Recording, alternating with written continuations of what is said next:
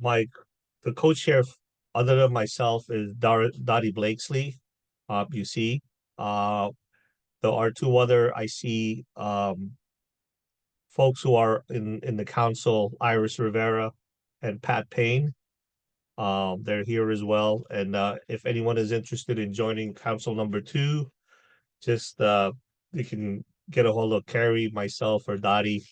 Um, and certainly we are on the website for the Regional Family Support Planning Councils as well.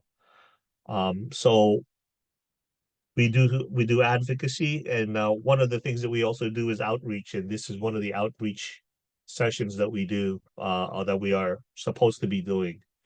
So, and today's subject matter is about employment.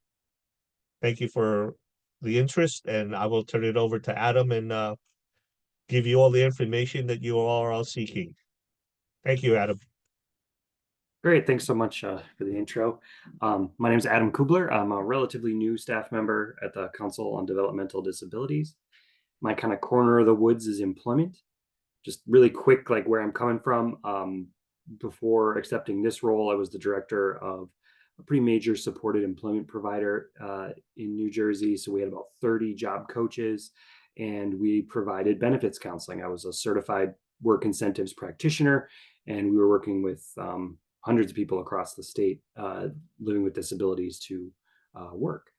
And so without further ado, I will jump right in here, share.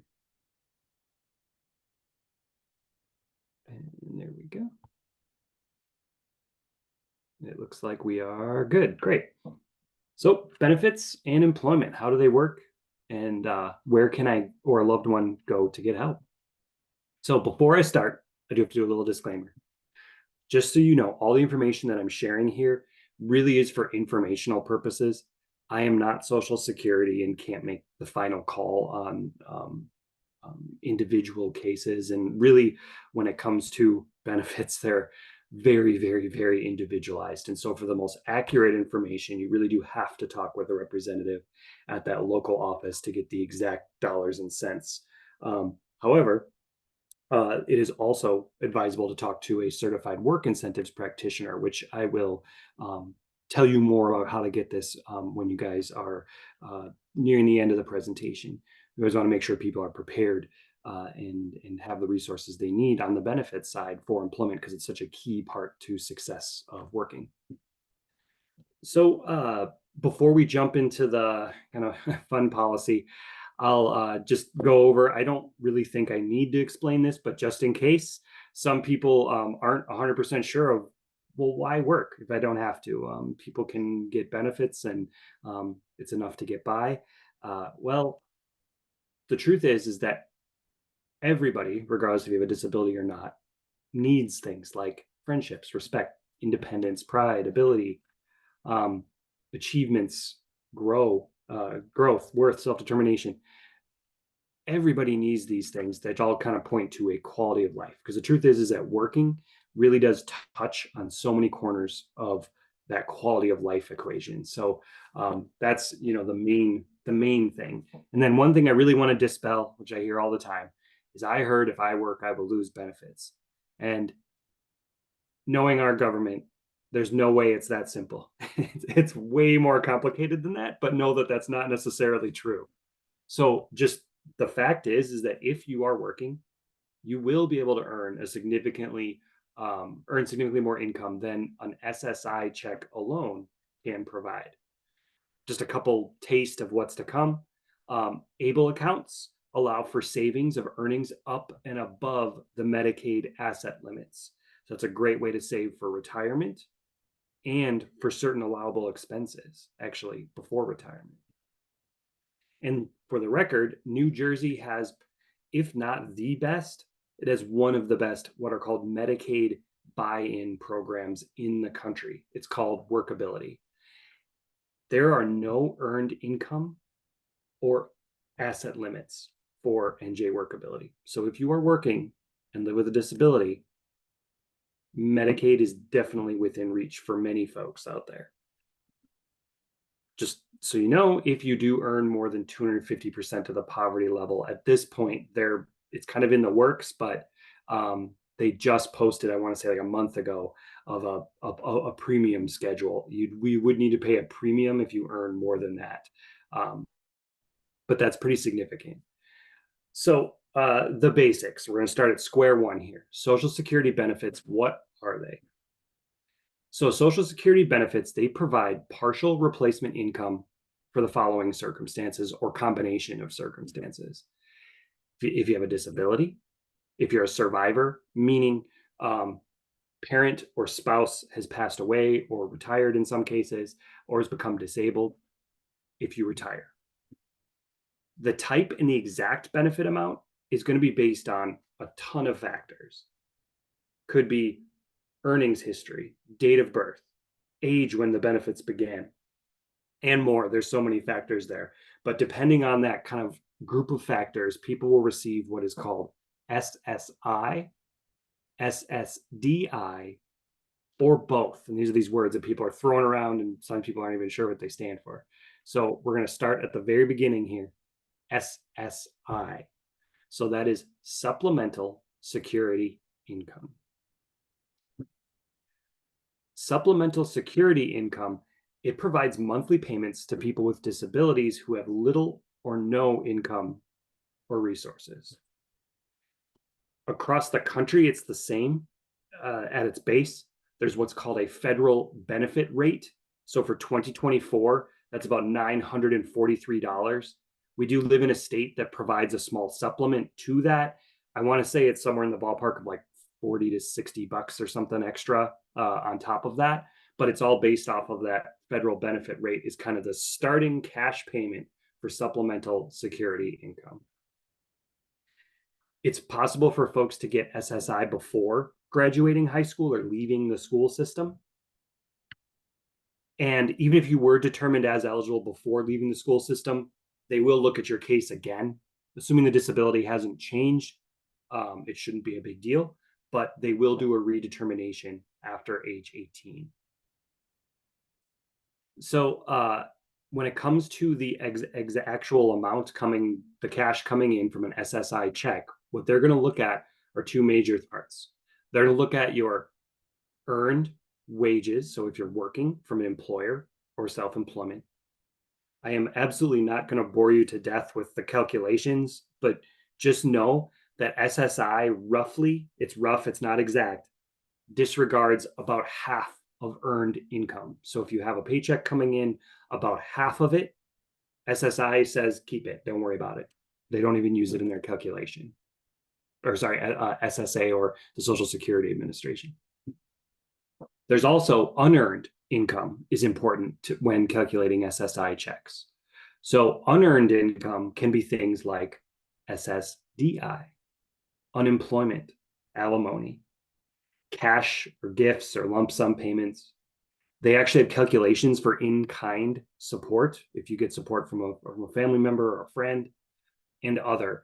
And once again, it is rough, it's not exact, but generally speaking, unearned income is going to count 1-to-1 against your cash benefits. So if you get $200 in unearned income, it will subtract $200 from your monthly check.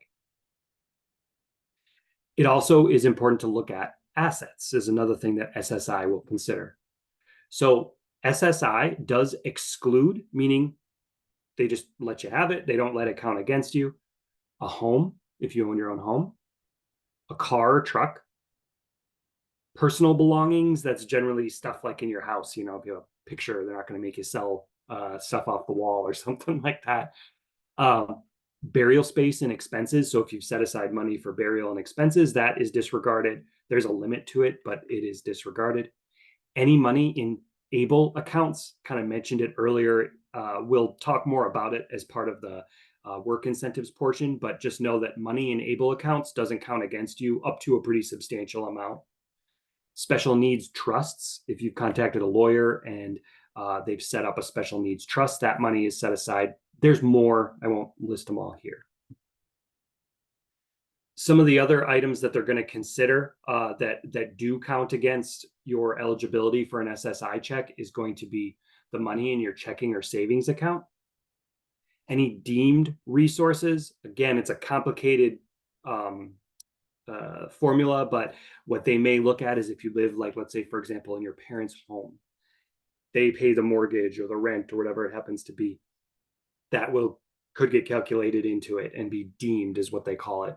Generally speaking, it means that they will automatically subtract about a third of the cash payment if someone else is taking care of the living expenses. Once again, that's not black and white set in stone, but that's generally about the case. And then, unfortunately, it's something we run into a lot in the employment sphere. IRAs and 401ks, those do count as assets, because even though there's a penalty, you technically can use them and pull them out to be cash, unfortunately. So just so you know, the asset part is incredibly complicated. So there's no way I could like answer super specific questions here. But generally speaking, about $2,000 in assets can be kept as the maximum for an individual. So that's just the basics of what SSI is. SSDI, or Social Security Disability Insurance, is a little different. So Social Security Disability Insurance is money set aside each paycheck. So when you pay, if you're self-employed, you're paying taxes, or if you are employed by a company, money is set aside each paycheck. That the idea is that it's set aside to help you if you become disabled. SSDI is not concerned with assets. Doesn't mean anything. It's only concerned with earned income, because the idea is that you were working, you became disabled or are disabled, and that affects your income. And so the only way to prove that you don't need it is by earning more money to show you don't need it. It has nothing to do with assets, because you've earned this insurance. Little wrinkle here: disabled children or a spouse may be able to collect SSDI on your record. So, for example, if a parent retires and has a son or a daughter who lives with a disability, they may be able to collect SSDI. It's called something slightly different, but they may be able to collect a check off the parent's record. Once again, in general, it's about 50% of what is going to the parent. So to compare and contrast, because it's super easy to get these two crossed, I like to just put them side by side. When it comes to SSI, or Supplemental Security Income, that's for those who have not worked enough to earn credits from Social Security for the other benefit. SSI checks are based off of the federal benefit rate. So that's across the whole country. There's that base number that they determine each year. Some states do have like a small subsidy. New Jersey's one of those. So it might be another 40 to 60 bucks. I can't remember off the top of my head. And then finally, one thing that's really important is that when it comes to earning money, if you are working with SSI, it's a sliding scale, meaning each month they're going to look at what you've earned and adjust your check according to that. Social Security Disability Insurance, or SSDI, that is for folks who have earned enough work credits. So either have been working or are collecting on a parent's record or something like that. The exact number is determined by your work history, because it's directly related to how much you have paid into the system, or your parent, if that's the case. And when it comes to SSDI, the checks are all or nothing. There's almost no way to get like a partial check when it comes to SSDI. You're either eligible for it that month or you are not. And it's that kind of black and white in that area. And they only are concerned with earned income, meaning working. Assets don't mean anything to Social Security disability insurance, nor unearned income. That's in there too. That's not a concern either. So now that we've kind of gone over the basics from square one of SSI and SSDI, can someone receive both? Absolutely. So for an example, if you have a child or a spouse who has a disability, they can claim that SSDI benefit if you become disabled, retire, or pass away. Some individuals who've never worked receive SSDI benefits, and that's called a childhood disability benefit, or CDB, formerly known as disabled adult child, or DAC benefit. There's a lot of different words running around, but essentially all it means is that the parent, you're collecting on a parent's record, which means that folks who've never worked are collecting SSDI technically. So here's an example. I've got Dale here. Dale was diagnosed with a disability before age 18. He's eligible for SSI. His father passed away when he was still in high school, and it's very possible that Dale could receive the CDB benefit based on his late father's record. So now that we've got two benefits at one time, how do they impact each other? That sounds a little scary. So when it comes to SSDI or CDB, child disability benefit, this is all considered unearned income when someone has an SSI cash benefit. So if you're receiving SSI and start receiving SSDI, or your child disability benefit, it will lower your SSI cash payment. The SSI check, it can be reduced because, like I mentioned, it's a sliding scale, or brought to zero, depending on how much is being collected in SSI or CDB. Again, this is rough. It's not exact, but about 1-to-1. So generally speaking, if you're getting $100 in SSDI, you're going to have your SSI check be reduced by about 100. Just know that SSI cash does not impact SSDI in any way because it's unearned income. It's not concerned with your SSI cash payment. So now to add the next complication to it, so now we've talked about cash benefits. Let's talk about the basics of medical benefits. Medicaid and Medicare, what are they? How are they connected?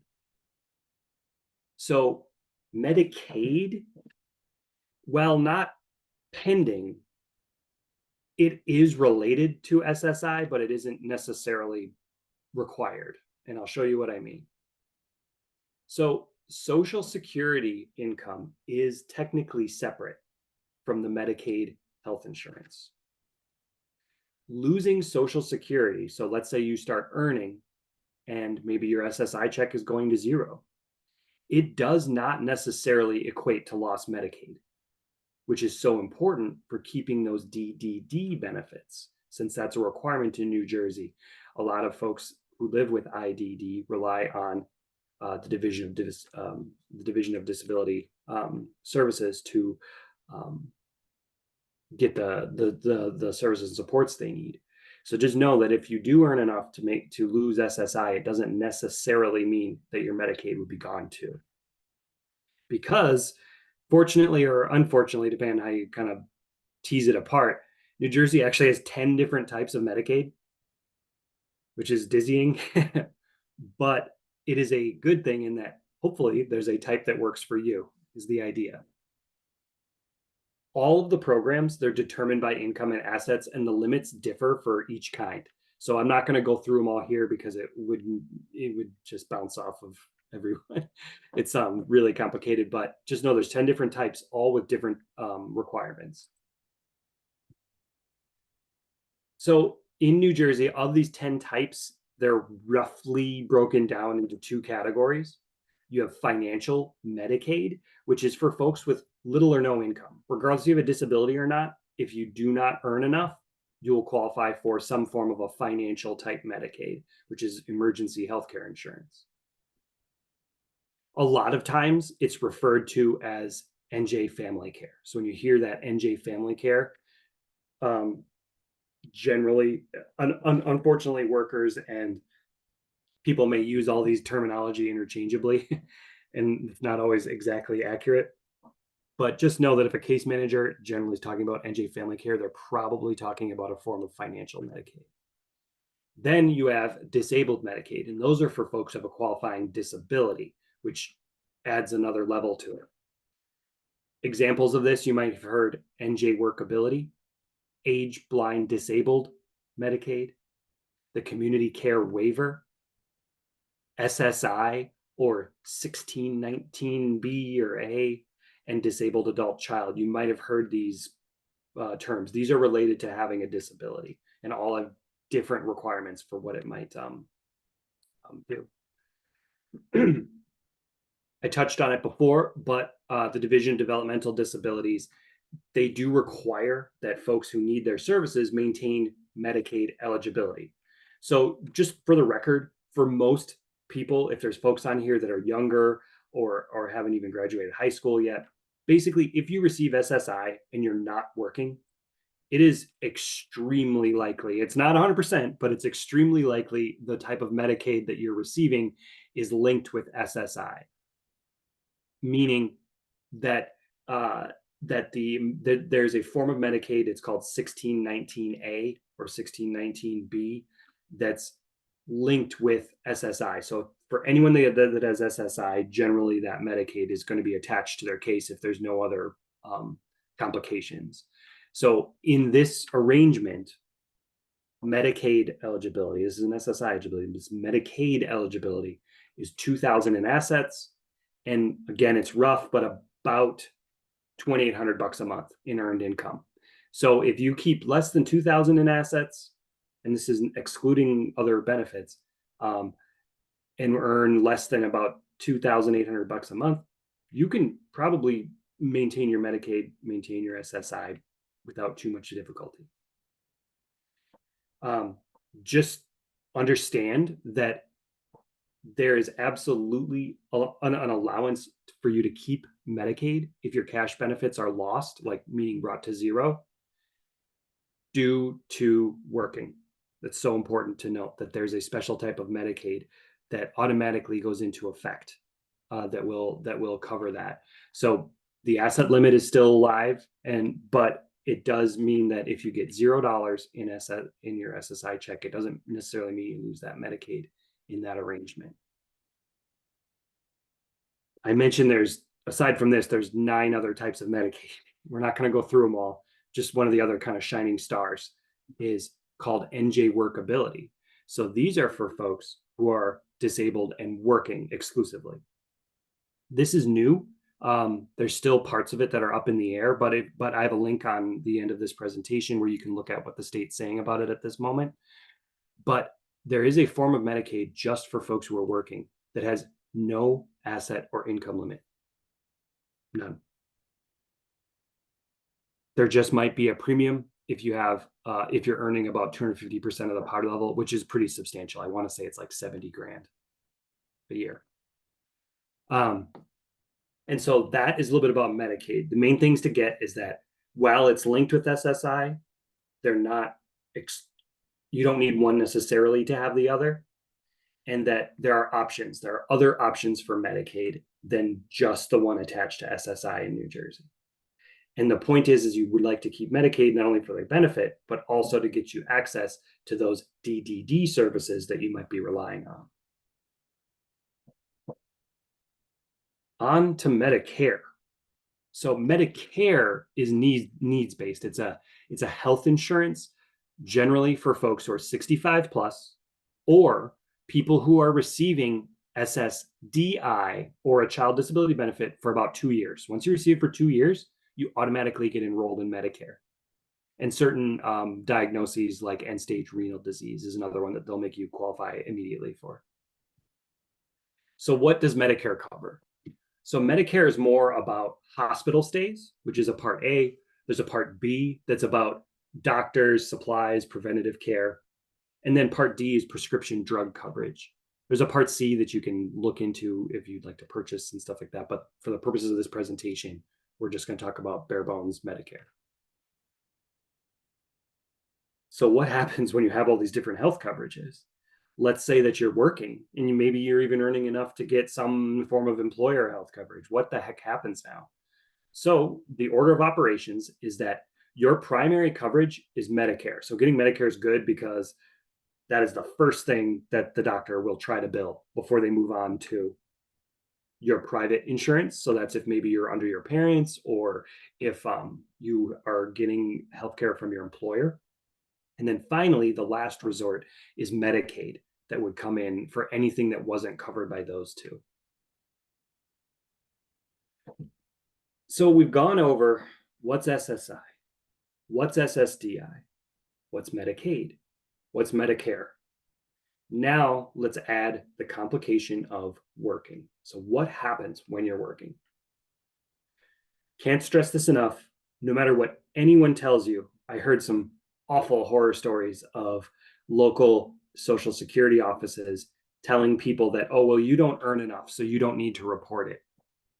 Ignore that. Report all income, even if someone tells you it's so little it doesn't matter. Because what unfortunately happened was minimum wage inched up. The levels that they're testing your income at did not move up that quickly. And so a lot of people started earning way more than they should have been and started losing benefits and not finding out about it for years because they hadn't reported. And Social Security was so far behind, they couldn't even tell them that they were above income until years later, which is awful. So basically, if you are working, you have to report it no matter what, no matter how small. It will only help because the sooner they get that information, the sooner they can tell you if something is wrong. And then you can get help to fix it, which we'll talk about later. Some people like to ask, well, how the heck do you report it? There are a few different things. There may be folks on this call that are the rep payee.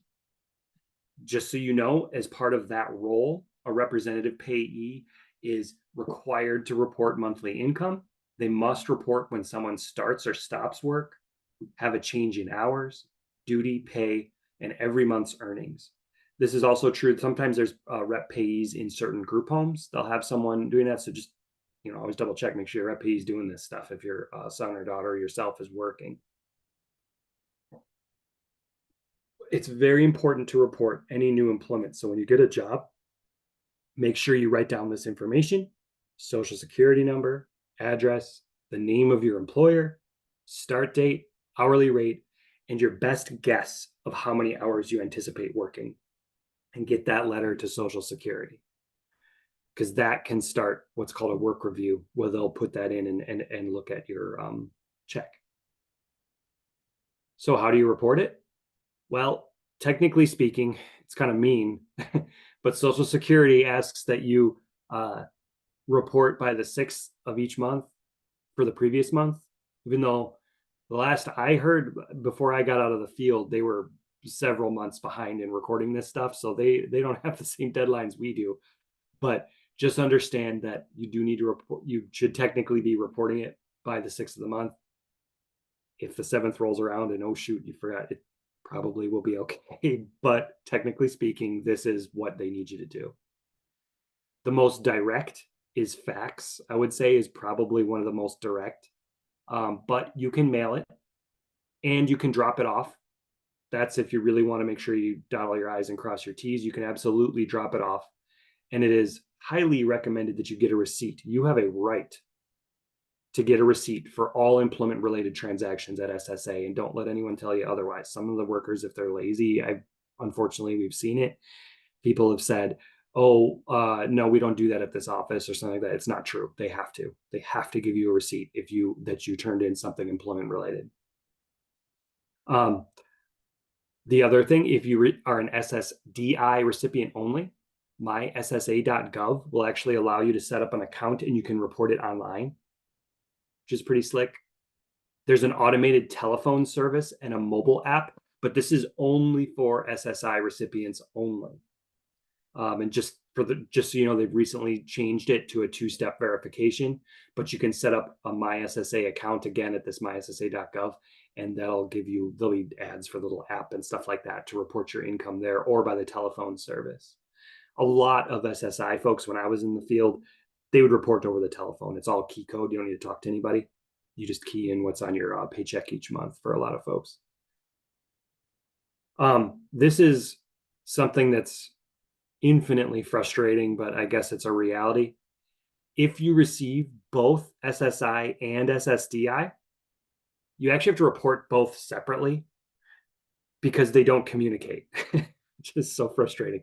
But what I would do when I was working with clients, we would send in our letter each month and it would say, please post these earnings to both, in big bold letters, both SSI and SSDI, just to make sure the worker could see it and post it to both separately.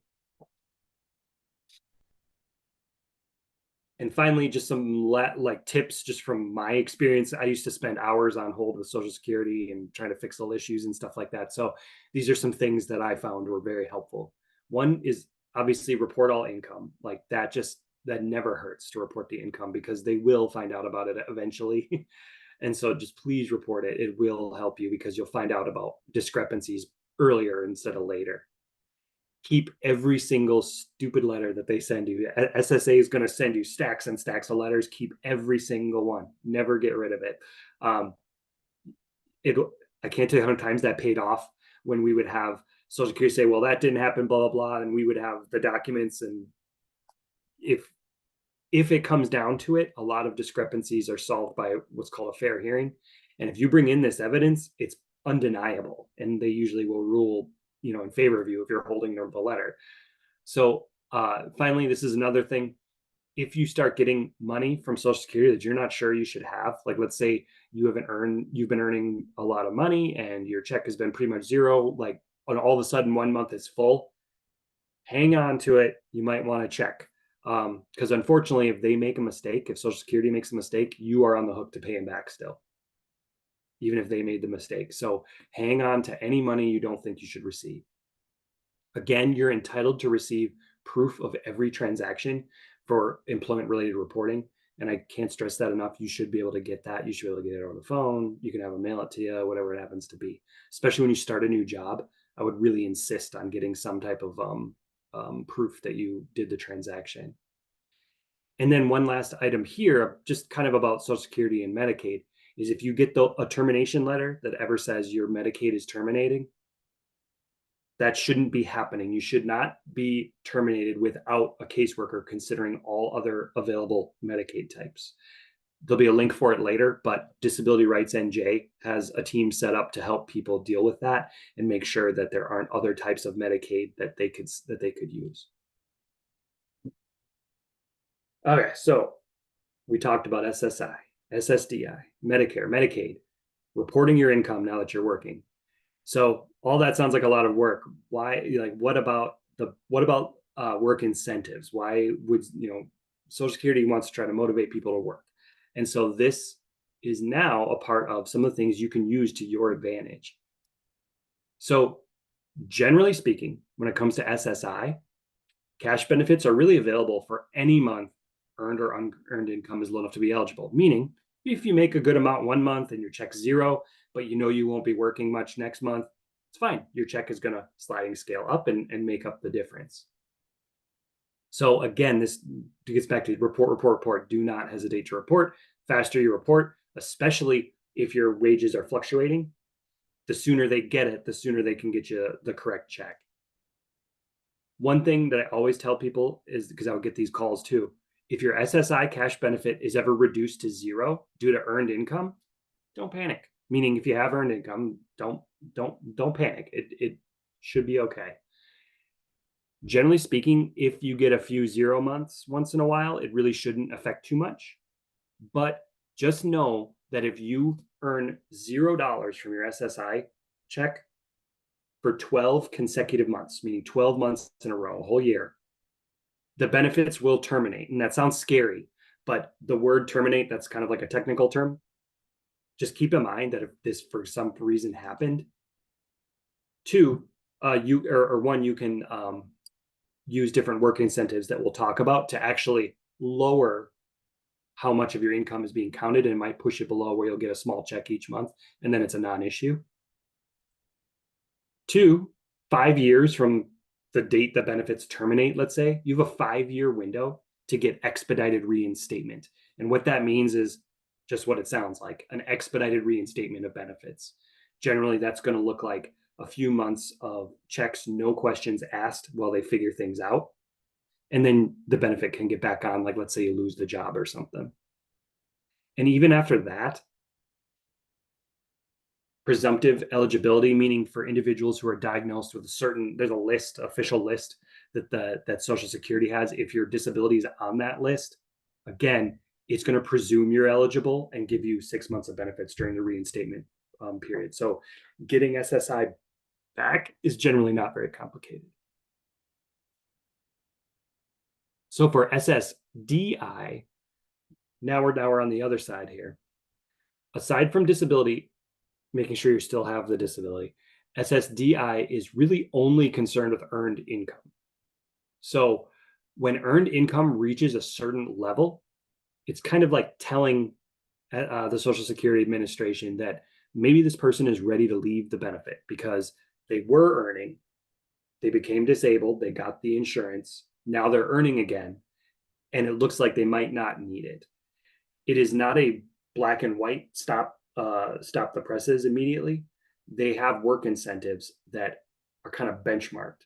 So the first major indicator is that once you start going back to work, there's a certain number.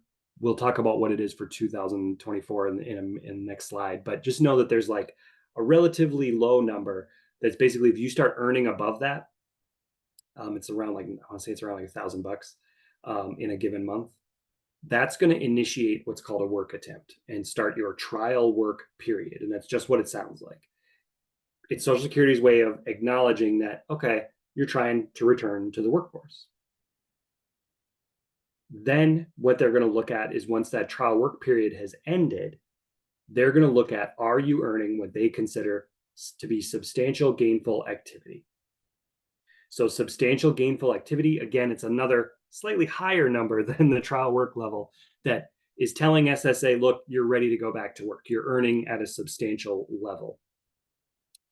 But just know that if at any, just like SSI, if at any moment when your benefits terminate, you have a 5-year window after that of expedited reinstatement where you could get the benefit back fairly easily without much work and with checks that would come immediately. They do I forget what they're called off the top of my head, but I said in the last one, it was yeah, just basically 6 months of benefit checks during the period of them recalculating eligibility. So I know that sounds kind of confusing, so I'm going to try to like map it out here a little bit. So generally speaking, if you receive SSDI, you start work. Boom, you're going to start your trial work period. And the trial work period is defined as 9 months within a 5-year look back. So they don't have to be consecutive, but if there's 9 months where you're earning over this trial work level, we'll talk about that dollar amount soon, they're going to tick away at your months. You have 9 months to use up. Once you use those up, automatically on that 10th month, you're going to enter what's called the extended period of eligibility. So this is 3 years of time in which at any moment, if your paycheck drops below substantial gainful activity, you'll get a full SSDI check. No questions asked for 3 years. There's also a grace period, meaning if you start earning above the substantial gainful activity, you can earn 3 more checks regardless of your income. So you could earn $1 million 3 months in a row, and you would still get your SSDI check for each of those 3 months. But once those grace period months are used up, technically the benefit has ceased. But still, during this whole time, if you go below SGA, you're going to get a check. Finally, though, after that 3-year period, they're going to test your case. If you're not earning above SGA, you'll be expedited reinstatement. You'll be back on SSDI. But if you are earning above SGA, your check would continue to be 0. Technically, your benefits have ceased, but you still do have a 5-year window to immediately get back on if there was some sort of an issue. So, and then if you remember earlier, maybe you don't because it's a lot of information, but Medicare, if you receive SSDI for 2 years, you automatically receive Medicare. And just if applicable, Medicare continues up to 93 months from the end of the trial work period. And in New Jersey, there's a small premium you can pay to keep Medicare even after that. So, um, you can pretty much receive Medicare until you retire. It's no issue. So as far as some of those magic numbers that people hear about, um, trial work level for 2024 is, I was close. It was $1,110. So if you earn more than that, it's going to trigger trial work period months. So you get 9 months earning more than that before they're going to move you into that extended period of eligibility, where they're going to be concerned with substantial gainful activity. So what Social Security determines as substantial gainful activity is $1,550 in a given month. And so that's that kind of magic number. If you earn more than that, it will stop the SSDI check. So that's something that you may want to consider. You might need to break down the math with what's called an a work incentive practitioner that we're going to connect you with later at the end of the presentation here. If you live with a visual impairment, the dollar amounts are slightly different. So it's more if you live with a visual impairment. So to kind of put it all next to each other, again, I like to compare and contrast because often people get SSDI and SSI crossed. When it comes to SSI, eligibility for SSI will basically remain, assuming your disability continues. Even if you get 12 months with no pay and your SSI terminates, you can get EXR and you can get your case open pretty quickly again. Working with SSI almost always brings home more money than an SSI check would alone. So if you're making $0, your paycheck will be way higher than if you didn't work. Like, compare and contrast. For SSDI, folks are generally able to continue to receive the full SSDI check for about 12 months, almost a year, even when working substantially. The expedited reinstatement can be utilized in the event someone becomes disabled again or has a complication or lose the job. You can get back on very quickly. So just understand that work incentives are highly individualized. I'm not promising any of these, and like Social Security is the only one who can confirm or deny them, but these are generally the case there.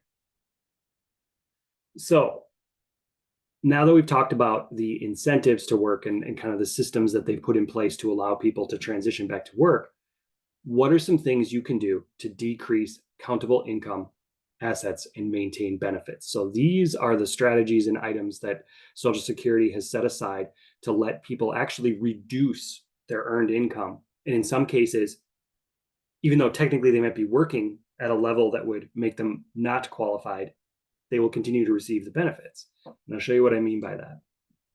So it's widely accepted that those living with disabilities who are working and not working, honestly, incur additional costs in order to do so. Some expenses can be counted against your unearned or earned income. Certain types of savings can allow for savings above the usual limits. So the first one that's really important to talk about are your workers, we'll call them IRWEs, or impairment-related work expenses. So some out-of-pocket expenses that are related to your disability that allow you to work in the community actually can be counted against your income. So this is definitely in your best interest to get approved. These expenses, they must be paid by the individual. So you can't write off expenses that are covered by insurance, someone else, your DED budget. But if you are paying for this stuff out of pocket, adaptive technology, let's say you have an iPad, or transportation that's required due to your disability, not Access Link, just a little caveat there, but let's say for some reason you can't use Access Link because of your disability, perhaps there isn't public transit in your area or something like that. That transportation can often be written off, I guess is the way to think of it, but it's really counting against your earned income. Co-pays for medications needed for your disability. If, I don't know, for example, if you use maybe anti-anxiety medication or something like that while you're working, well, you need it to work. So those co-payments might be able to be what are considered impairment-related work expenses. modifications to your home or vehicle. I've seen some people install a ramp, maybe so that they don't need mom or dad to carry them down the stairs or something like that to get to the transportation in the morning. They can go on their own. Well, those expenses, if honestly not covered by DVR, could be something you might be able to do. This is an interesting one. I saw this in the manual. I was kind of reading up on this before I was putting this together. Meals during work hours are an impairment related work expenses. So that one I would highly recommend using because if you have a lunch, put it on apparently. And there's even more. So there's a full listing. You don't need to magically know this stuff. Just know that there are people that will help you put this together. And it's a form that Social Security will approve. So once it's approved, it's done. They've got a piece of paper that says these are your expenses. They will count it against you. They might check in once in a while, but they'll count it against your earned income, which a lot of times can really help. So how it's helpful for SSI, if you have impairment related work expenses, they're going to be used in calculation of your monthly cash payment. So impairment related work expenses will effectively increase your cash payment. For SSDI, it's just important that during the trial work period, they do not allow you to use them. But once you clear that trial work period, it can allow you to earn above substantial gainful activity and continue those payments. So this is super important, especially for those folks that are working and might be, I don't know, collecting a pretty substantial amount on their parents' record. This can actually help people continue to receive those SSDI benefits and earn a pretty good amount of money depending on how much those expenses are. And I'll show you a little breakdown of a situation like that. All impairment related work expenses, they have to be approved by Social Security, meaning there's a form and you'll go over it with a worker and they'll okay it. Really important, especially if you're doing stuff like the lunch or whatever it is, keep all the receipts. It's SSA technically could ask for them. And then also submit all that stuff to Social Security each month so that they can make sure they keep calculating it against your check. So another one, this is another hugely underutilized benefit that's actually fairly simple. It's called a work subsidy. So it's kind of a misnomer. It's a little confused, like the terminology is a little bit off of what it actually is. But what happens is Social Security will say that a subsidy exists when an employer is willingly paying more in wages than the value of the actual service is being performed. It's usually for humanitarian reasons, and a subsidy can be reflected by giving the employee, this is from the Social Security manual, extra assistance, full wages for a lower quality or quantity than other people who have the same job description, fewer or different job duties for the same job that might be different. And a special condition it's functionally similar. It exists when an individual needs more intensive on-the-job coach support, meaning that if the person has a job coach or if they have a staff member that's providing support, these can be written out in what's called a subsidy or a special condition. So let's do an example. I know it's a little abstract. It's something that I would just say, just use it. It doesn't sound the nicest. I don't like that it talks about employing a person with disabilities in that way, that it's like a humanitarian. The point is that it's archaic, but you can use it to your benefit. So just use it. Here's an example. So there's a form. It's called a subsidy form or special condition form, but it's filled out by the employer, stating what percentage the subsidy should be. So what does that mean? Let's look at Sarah. So let's pretend Sarah is earning about $2,000 a month. That's $450 over substantial gainful activity. So if she's receiving SSDI checks, she's going to lose them. They're going to stop, which could be a huge difference if it's let's say your SSDI checks are a couple thousand or something like that, or 1,000. So what she was able to do, though, was have her employer fill out a 40% subsidy because she's allowed to work at a slower pace and doesn't have to do the same tasks as people with the same job description in her place. This doesn't cost the employer anything to fill out this letter. But if they just say this is true, A 40% subsidy of $2,000 is $800. So what that means is that SSA is going to subtract $800 at the beginning of the month each time from her 2,000, putting her below SGA. So she can continue to work the hours she's been working, earn the dollars that she's earning, and keep that SSDI basically indefinitely. So that's where the subsidy is really helpful. Another item you can do, assets. We talked about assets being quite low, $2,000 in some cases. In America, you can use any account all across the country. You don't have to use it, but New Jersey does have its own ABLE accounts. So New Jersey ABLE, or Achieving a Better Life Experience, allows folks with disabilities to basically save up to, it's about, $18,000 a year. And the balance of 100 grand is disregarded by SSI, meaning they won't count it up to 100 grand at all for assets. Doesn't impact Medicaid. What's cool about it too is that not only are you saving for retirement, but you can use it. You get a little debit card with it. You can use it to pay for allowable expenses. There's a full list in there, but it is extremely wide. You can use them for education, transportation, employment training support, assistive tech, living expenses, healthcare expenses. These are all allowable expenses from the ABLE account. So this is really highly encouraged for folks that are working too, because you can save quite a bit, save for retirement, and tap into that savings if you need certain items. So now that I've thoroughly overwhelmed everybody, what I want to remind you is that you do not have to do this alone. And this is something that New Jersey's improving upon. It may not be perfect at this point, but it's getting better. We have benefits counselors out there, and some other resources.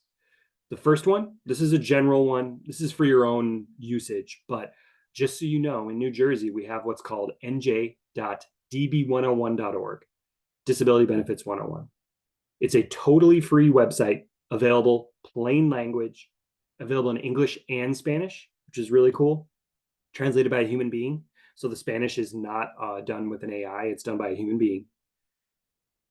It will walk you through different types of benefits, walks you through what working may or may not do for your check. It's got these terrific calculators that you can use to kind of test what would happen if you worked. Very useful. But it's something that's free to check out. So make sure you do. It's a great place for but you can get bite-sized information on disability benefits in New Jersey. The next resource that Disability or No, you might want to open up one of these. It's a free and secure Social Security account called My Social Security Account. Basically, you can at this location, you can request replacement Social Security cards, check the status of your application if you're applying for different benefits. You get a cool estimator of what your future benefits will be. This is if you have a disability or no. So you can see kind of what the payouts would be at when you retired. You can manage benefits you already receive.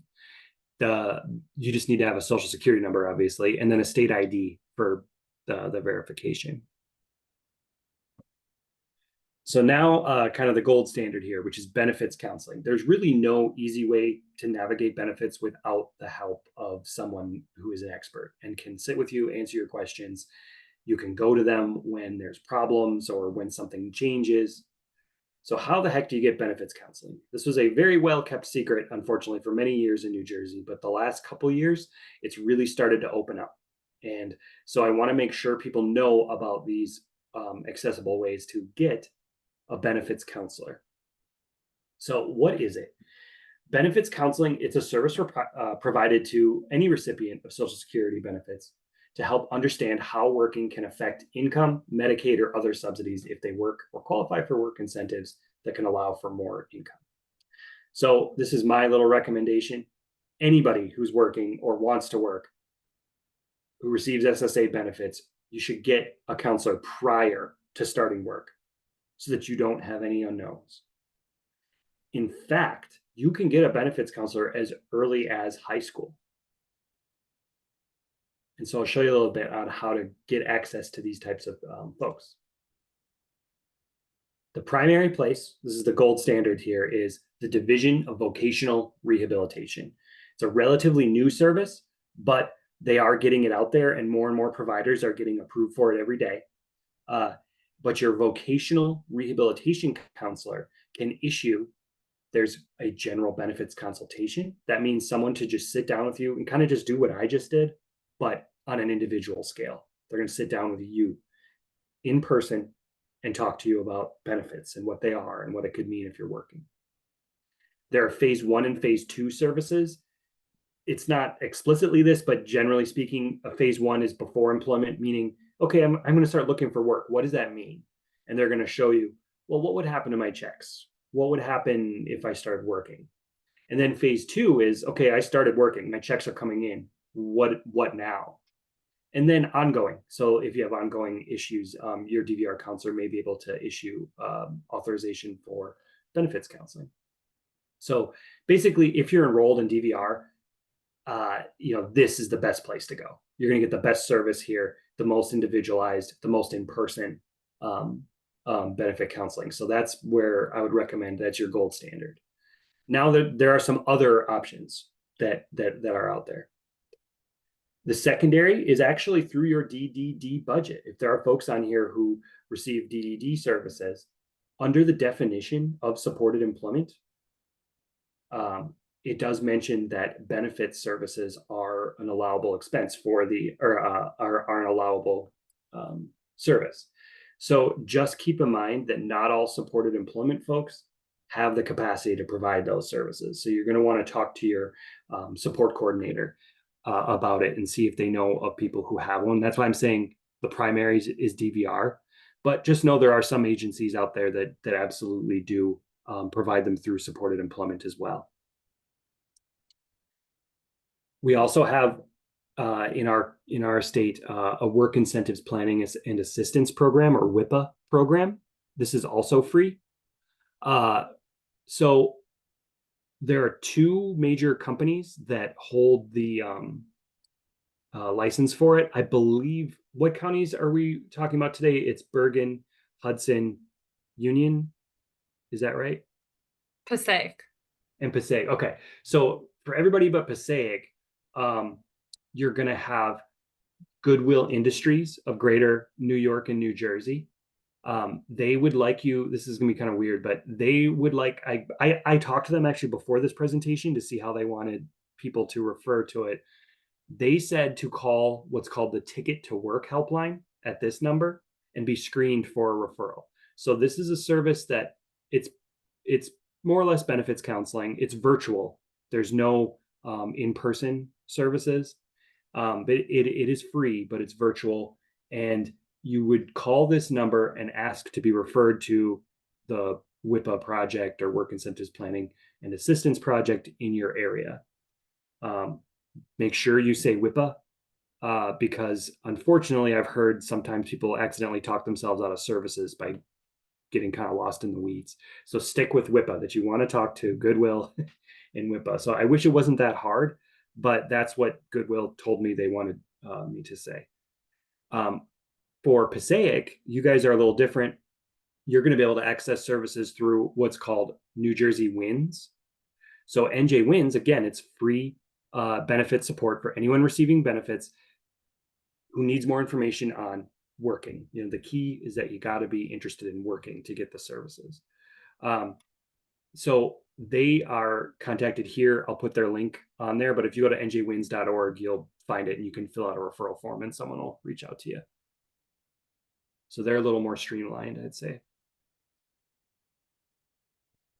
And then finally, honestly, I don't like to mention this one, but I know people will get letters.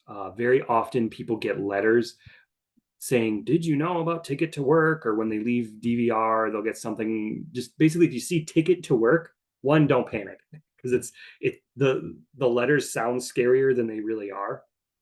But Ticket to Work is more or less benefits counseling. The idea is that it's for folks earning substantial income and are on the path to leave Social Security benefits. So there are people out there that are in a position to earn quite a bit. And so they're going to be leaving Social Security benefits. And that's what this is for. So your best bet is with VR. That's where you want to go, because that's where you get your services, regardless of what you plan to earn or what you earn. Ticket to Work is really more for folks who are trying to leave benefits. So Ticket to Work, it is virtual exclusively. The providers can be from anywhere in the country. It's a federal program, so it doesn't matter. You could call someone in California and get services if you wanted to. The one major difference, though, is that providers determine the acceptance to the program, meaning individuals who use Ticket to Work call the provider and kind of pitch themselves as like, hey, I'm in a position to earn this much. Can you take my case? Kind of a thing. So it's a little different, but they send out these letters. So I just like to tell people what it is. The perks are that it's free. There's no strings attached. It's all over the phone. While you're participating in it, you do get protection from medical disability reviews, but that is just a regular part of receiving benefits. So it's a nice perk, but it's not like anything crazy.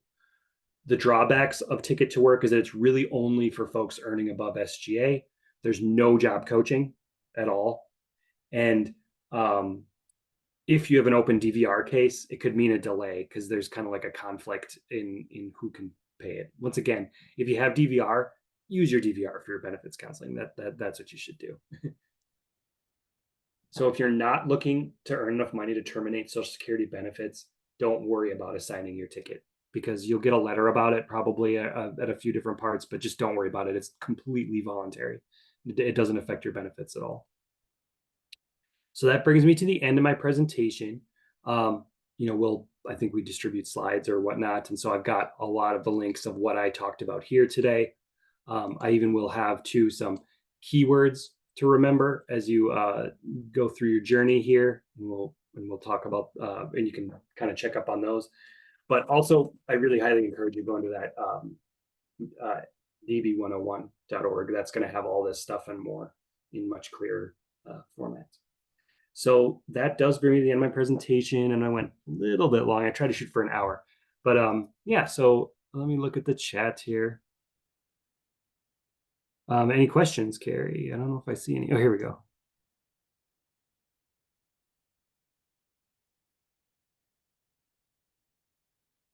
Maybe I don't see any questions.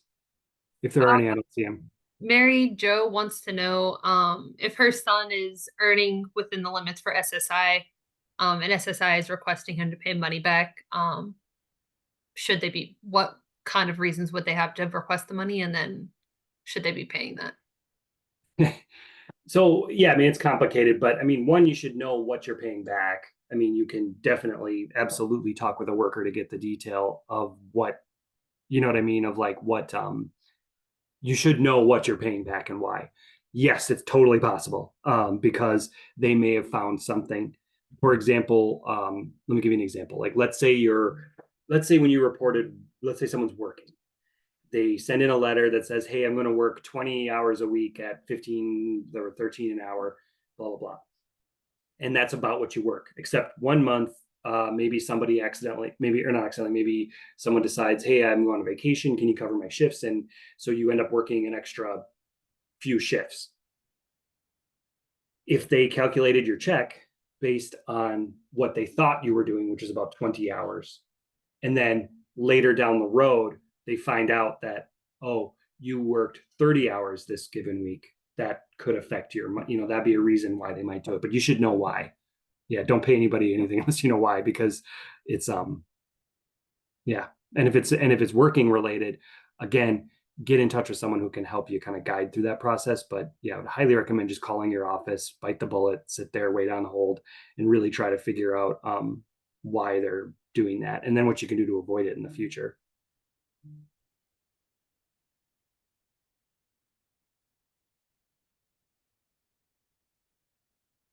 Yeah, I'm sorry, Kara, I'm not seeing the questions. Should I be? It's in the chat. Oh, it's in the chat. Okay. And I think there's one in the Q&A as well. So Joan in the Q&A, she put, after setting up an ABLE account, can you have your paycheck from employment direct deposited into the account, or will it be counted toward SSI dollars received? I don't believe you can make it go straight into it. It's got to go into, I don't know I don't know, like Able accounts. I'm not an expert on the actual Able accounts. So uh, I, I want to say no, because I don't think that, I mean, most people, what they'll have them do is automatically move it, but um, I can get back to you on that one. I'm going to write down that one, double check, because I do have a contact at, is it an NJ Able? That's one thing I would like to check first, because that might be different.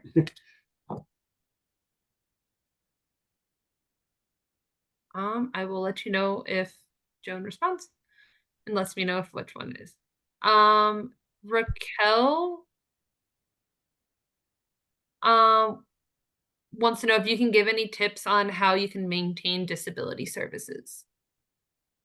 um, I guess if you mean like maintaining the benefits, like I said, the subsidies are a really big one, because a lot of folks, um, once you can get that subsidy approved by your employer and they sign that letter, it can often be the difference between continuing to receive benefits and not. So use those work incentives and then get a benefits counselor to help you navigate it, because doing it on your own is almost impossible. You really need help, and it is out there now, and the more people ask for it, the more referrals there'll be, and then that builds up capacity. So contact your, depending on your situation, if you're involved in voc rehab, talk to your voc rehab counselor. If you're not engaged with them anymore, you can talk with your DDD person too, support coordinator. Hopefully they'll be able to connect you with somebody. But I was told that you can go to VR, and if you have benefit services are your only service, it should be possible to open a case. Okay. Cheryl would like to know, isn't there an earnings limit for aged and disabled Medicaid, and they count unearned income? Yep. So if you get SSDI of $1,000 and the disabled aged Medicaid limit is $1,400 a month, you could really only have earned income of $400 a month. Is this correct? I'd have to, once again, like that's going to be super complicated, but yes, it depends on, I just don't know 100% what type of Medicaid you have. I don't know the other, there's so many other complications there. So I would hesitate to give any sort of a direct answer, but I would say that if the Medicaid is an issue, you can talk to somebody about a different type of Medicaid. But yes, age blind disabled Medicaid is more limited. Yeah, that'd be one you'd want to, you'd really want to talk to a benefits counselor, because there's so many nuances in there. And I would just hate to give someone the wrong information. Because like normally I'll like for example, honestly, like when I would meet with people, we would spend 2 or 3 hours like unpacking just your financial situation before we started advising anything. So like it's just impossible for me to give a good answer in this format. Yeah. There's another question of, if you are told that SSI overpaid, so you start making those payments, but then you receive SSI again, and then you're told you don't owe that money. Is that something that happens pretty frequently, where they'll say you owe and then they'll mail you? Yeah, because what happens quite often is that you get that notification, and right, it says, oh, you've been overpaid $4,000, and put it in a check and send it back to us in a week, right? Generally what that will do is it triggers the individual to contact Social Security, appeal, and then you have your chance to kind of make your case. And so sometimes it could be that there's a problem, or what will happen is a lot of times people will work to get a big collection of impairment related work expenses together or whatever, to try to minimize that. Again, get in touch with a counselor who can help you put that stuff together. There's another question from Nancy, and she wants to know if you can just explain ticket to work from SSI again. Okay. So, in a little bit more depth. yeah. So again, ticket to work is for a very specific individual. It's a federally funded program. So meaning it has nothing to do with the state. So you can use, so anyone who receives Social Security benefits at all, anybody, whether it's SSI or SSDI, has what's called a ticket, and it isn't like a physical piece of paper. What it means is that your case is attached to some type of a service to help you get to work. So, for example, if you receive SSI or SSDI, you go to DVRS, your Division of Voc Rehab. No one's probably saying it, but your ticket is with them. So you have an option. You can put that ticket with any agency you like. The rub is that you only can do one at a time. And so ticket to work is just another option. So that's a federal option that is by design. What it was for is for people receiving SSDI who are going back to work. So I'll give you an example. How about somebody maybe who had an organ transplant? Let's say they had some pretty severe liver issue and they had to get a new liver or something like that, and they were out of commission for 2 years. But before that, they were making six figures, at some consulting firm. Now they need to get back to work. How do you navigate that? That's what it's for. It can definitely be used outside of that, but that's the intent. And so, feel free to call the Ticket to Work hotline and they'll connect you with somebody, that can work with you. But just know that Ticket to Work is generally for people who are really in a super substantial income type scenario to just get off benefits, period. Because the trick is with Ticket to Work, the provider itself, they don't get paid unless you leave the benefit. That's how they're funded. So that's why you have to make that pitch to them to take your case, which is why I don't really encourage Ticket to Work necessarily. I just have to put it on there because the Social Security Administration automatically sends letters out that are going to tell you to sign up for Ticket to Work and do this stuff, and people get scared and they panic. So I'm just trying to tell people, Ticket to Work, don't panic. It's not for everybody, and it doesn't affect your benefits. Okay. And then the next question is there any benefit counselor that you can refer people to? Not me as a council staff member. You know the drill. We can't really say that. What I can do is tell you where it's posted and stuff like that. The listing. We should do is probably put our new and updated employment website on the council's page. Does have information on how to get to a benefits counselor, complete with listings and stuff. Makes sense. I will post that in the chat in 1 second. And then Judy wants to know, you mentioned that you could borrow against your ABLE account. Do you have to pay that money back? Not that you can borrow against it, but money in your ABLE account you can use for allowable expenses. So it's like a check card. So no, you don't need to pay it back. No, you just use it for your allowable expenses. Okay, makes sense. Lynn would like to say that her son was discontinued from New Jersey Medicaid due to the document of an issue with the special trust, and an ABLE account statement that was not submitted in time. They did not consider other Medicaid options. Who should they consider? Staff was told them they'd get back to them. Yeah, that's Disability Rights NJ. Basically, if your Medicaid's terminated and they're not, yeah, Disability Rights New Jersey. I don't know. Should I put it in the chat or? If you have their contact information. Yeah.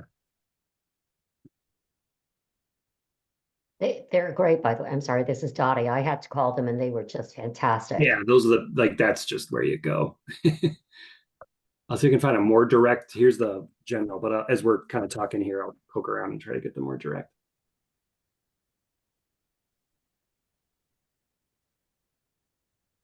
Anything else?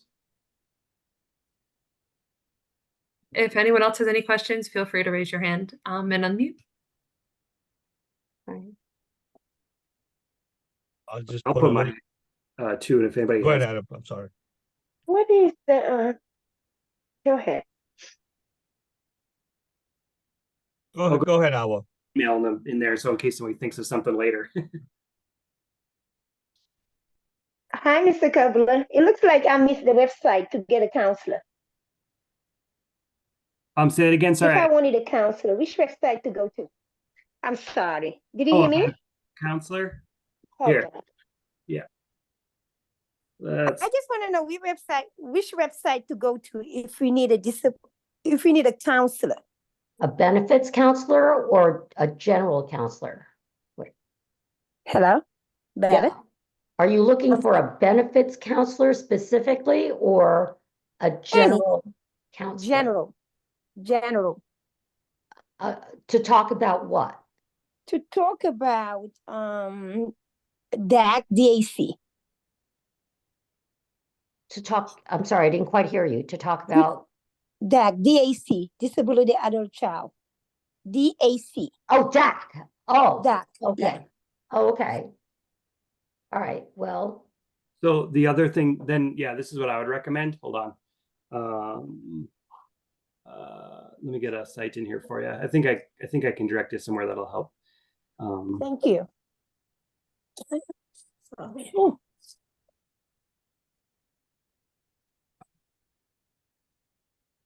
So I'm just poking around my other screen here.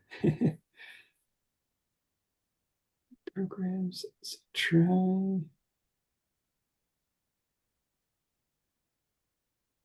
One of the best people to contact regarding Medicaid and disabled adult children is Connor Griffin. Yeah, that's what I was putting in there. Yep.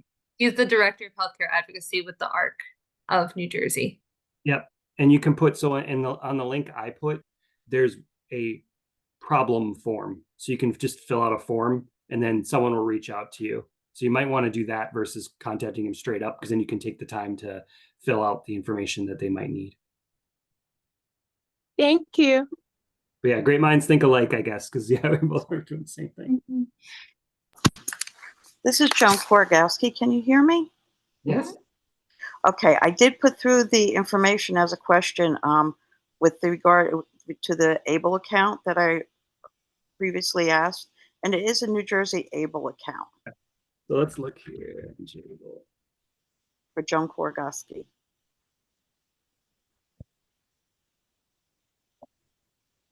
I just don't think that there's a way to do so recurring. Here you go. So There was a question whether it was a New Jersey ABLE account or not, and I did send through the. Oh no, I'm sorry. I'm just looking at here. This is like the Yeah. FAQs. So I was just trying to get your answer. So like, I don't believe that you can directly put it in there, but what you can do is you can set up what's called a recurring contribution. So basically, the direct deposit goes into your bank account, but then you can say each month that whatever goes into the ABLE account. Okay. All right. And in regard to the ABLE account or any other accounts that we can deposit money into for the disabled person, who would be the best person to go through? Because I've been told SSA, a lawyer, the bank. Yeah, a lawyer. I mean, ABLE accounts are the only ones I know of, or a special needs trust, which is something that will be set up by a lawyer. Yeah, we do have a special needs trust that we are setting up. Yep, and that's the other thing that I'm not familiar with. All I know is that a lawyer sets that up. Okay. And would it be best to go through to find any type of, I guess, the parameters for setting up these type, well, not really setting up the account, but finding out what requirements for SSA, would that be best to go through SSA? Or still the lawyer, or should the lawyer know that? The lawyer will know, first of all, and then the ABLE account, there is like a little process that it automatically will go through. I've been told by the people at NJABLE that it should take about 20-30 minutes. Okay. All right. That sounds great. And yeah, and I do know that people at NJABLE, if you're having trouble, reach out. Like, there's a contact us thing. They seem to be pretty responsive from what I've heard. Oh, great. Thank you. I appreciate it. Yeah, good luck. And then now I'm seeing these, so I think I had. There's a question from Stephen, and Yes. yes. Yeah. Hi. I found this absolutely fascinating. My daughter only works like 4 hours. No, like it's 2 days for 4 hours. But she's been working like this for 2 years. And then I got a call from the Social Security office that you know, they believe she now qualifies for SSDI, She right? might. And they're going to reduce her her SSI, and they're going to ship money over to SSDI. And I followed all that, but I know that in order for her to maintain her DDD budget, you know, she has to have Medicaid. And you know, it just was a little disconcerting to me. It's like, I mean, the working is great for her self-esteem and all that, but you know, for working such a menial amount of time, like, you know, I mean, now she's going to get this, you know, this certain amount of money, which is, you know, like 300 and something dollars, and it reduces the SSI. But, you know, I'm just wondering, you know, I don't want her making any more money, you know, because I never want to jeopardize the Medicaid because that's her DDD budget. And, you know, I'm just wondering, is there something that you people, you know what I'm saying, right? I would never, Get go this ahead, I'm sorry. So first of all, I put a little link in there, which you might want to Yeah. do just so you can see it instead of have someone explain it to you. If you click that link, there's an estimator there that's going to show you exactly in a graph how much, like what her total income is between SSDI, SSI, and working. You put all that and it'll show you how much changes, because with SSI, yes, any type of working pretty much is going to reduce. Yeah, that I get. You're taking home more ultimately. The difference is that when SSDI is now part of the equation, that is 1-to-1. And so that's where, so you can visualize that with that. That's like step one. That's just like your sanity. But two is that you should get a benefits counselor. So, I mean, she has DDD. Have you talked to a support coordinator about getting benefits services? Well, I'm sorry, say that again. Have you talked to her support coordinator about getting benefits services? In what respect? Well, literally having someone sit down with you and your daughter and write this out. Like, Oh yeah, well, but she has a cognitive. I'm the one that does all this because she has a cognitive issue, you know. Yeah. And you know, I follow it because I mean, what I do is I give my own calculation to Social Security because you know they look at my calculation, you know, and I emulated their calculation. I was completely caught off guard with this SSDI and how, you know, it's like, you know, in hindsight, I don't know if I would ever had her work because I don't want to, I mean, I think her personal self-esteem, it was worth it. But like, you know, now I got to make sure she doesn't, you know, I guess you only have to have $1 in SSI and you get Medicaid, you know, but now you can do more than that. So you don't, so I earlier in my presentation. Yeah, I missed the beginning. I'm sorry. Okay, that'll be it. So SSI and Medicaid, while they're connected, they're not mutually exclusive. So one thing you might want to look at is NJ workability. If she's working, NJ workability is a form of Medicaid in New Jersey for individuals who live with disabilities. It has 0 income limit, 0 asset limit for Medicaid, as long as you're working. So I'm not saying do it, but I'm just saying something you might want to consider. And who can help you do that is a benefits counselor. Yeah. So so I saw this Connor Griffin. Was that for me, that message? I don't know. Or is that somebody else? Connor's great. Yeah. I mean, he's good. He's not going to work with you as far as like he's insanely good, but I mean, if you just know like how to make sure and maximize the benefits while working, get a benefits counselor. Connor's a genius though. He's great. Yeah. Well, but it's not explicitly what he does.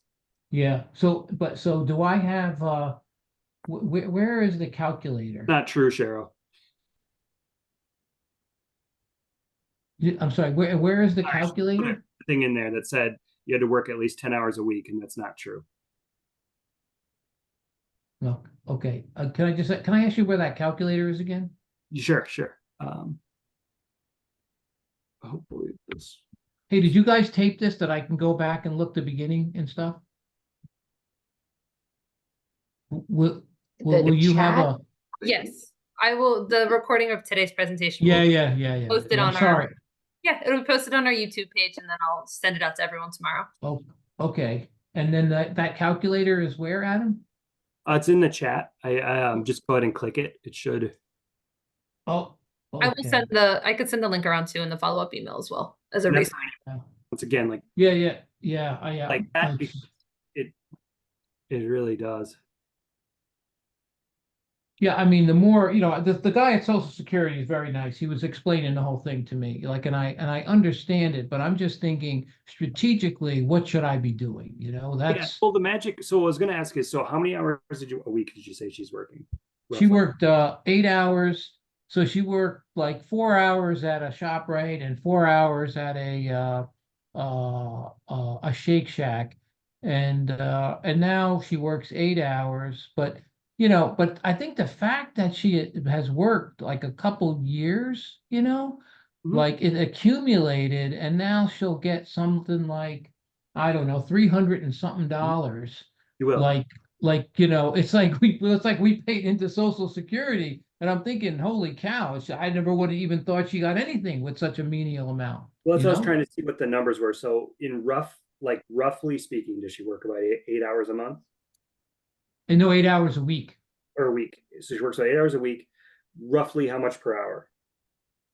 Probably like 15 or something like that, 16, because it's 15.13 is minimum wage. I mean, I don't. I mean, so would it be fair to say that she's earning about, I don't know, 560 or so? Yeah, something like, yeah, she averages per month, because I know that number. That number's like 350 to 450, something like that, Let's go back up to this slide. So I'll show you this. Share. Adam, we're getting close to, we're at 8:30. Yeah. So. No, this would probably be are there more questions? No, this is the last question, but I'm just, right, 8:30. So here is for SSDI, not SSI. Mhm. This is what you want to be concerned with, which she's nowhere near. Yes. So I would say, so if, like, I would say stay the course based on what I know. Yeah. But I'm going to advise that you talk to a support coordinator, just get a few hours with a benefits counselor who can really hash this out. Yeah. For your peace of mind. You don't need like 100 hours. When we did it at my agency, we usually did 5 hours. It was just like 5 hours, and we put together a report and present it. Yeah. Okay. This is really good. Sorry that I had the worst No, closing I really question. appreciated that question because Adam, you working through those numbers and showing this page is really helpful. It really makes it very clear for people. And But really, Val, we are at 8:30 now, so And do you the want to only wrap thing this up, Val? Yeah, I just wanted to mention, so council number 2 meets every third Monday of the month. Everyone is welcome to attend. We have if you want to attend, you can also join, go to the NJCDD website. Carrie and Kyoko can let you guys know. So, please go ahead and everyone is more than welcome to attend, and we're advocates for the disabled community. So, and again, thank you for joining Yeah. joining Adam, this thank you. presentation. Have a good night. Great session. Okay. Hey, thank you very much.